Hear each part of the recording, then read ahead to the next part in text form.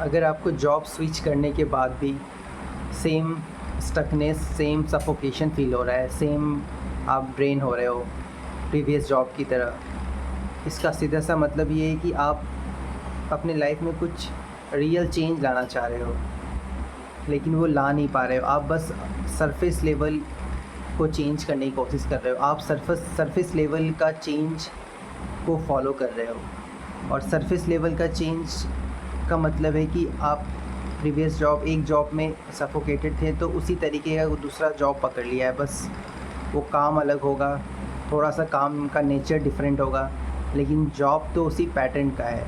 यहाँ चेंज आप पैटर्न को नहीं कर पा रहे हो, और पैटर्न जो है वो चेंज तभी होगा जब आपके अंदर जिस पैटर्न से, जिस ट्रॉमा से फंक्शन किया जा रहा है, वो ट्रॉमा को रिलीज़ किया जाए, वो ट्रॉमा या वो पैटर्न रिलीज़ हो जाए, हील हो जाए। इसलिए आप जॉब स्विच करने के बाद भी आप जॉब एक्चुअली में स्विच नहीं कर पा रहे हो जैसा आप जॉब चाह रहे हो। आप जब तक वो पैटर्न आपके अंदर है, चलता आ रहा है, तब तक आप कितना भी जॉब स्विच कर लो, आप डायरेक्टली इनडायरेक्टली उसी काम को, जॉब को पकड़ोगे एनी हाउ, जो काम बस आपको एक सर्वाइवल वाला अबंडेंस देगा।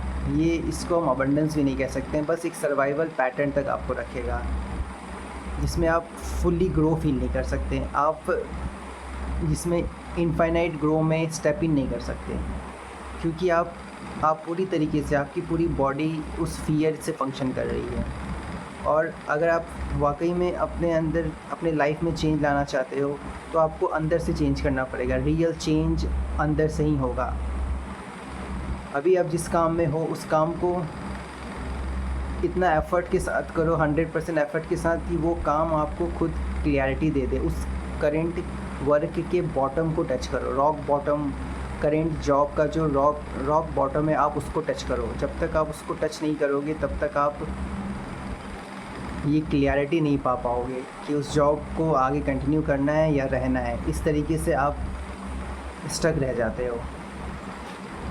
आप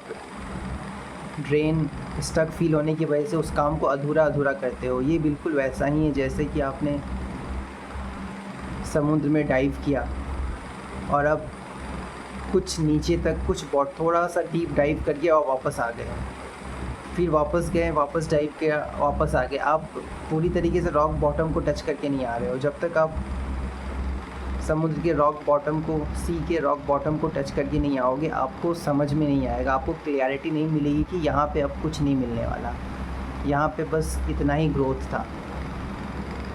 तो आपको वर्क के साथ भी ऐसा ही है। आपको वर्क के बॉटम, रॉक बॉटम को टच करना होगा, तब जाके आपको दिखाई देगा।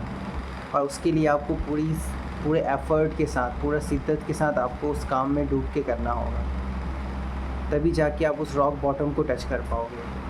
इसलिए अगर ऐसा आप नहीं करते हो, तो आप पैटर्न को रिपीट करते रहोगे, आप बस पैटर्न ही रिपीट करते रह जाओगे। वो कभी पूरी तरह से हील नहीं हो पाएगा, क्योंकि जो प्रॉब्लम है वो अंदर है, रियल कॉज जो है वो अंदर है। रियल कॉज को निकालने के लिए आपको खुद के पूरी तरह से डूब के उस काम को करना पड़ेगा।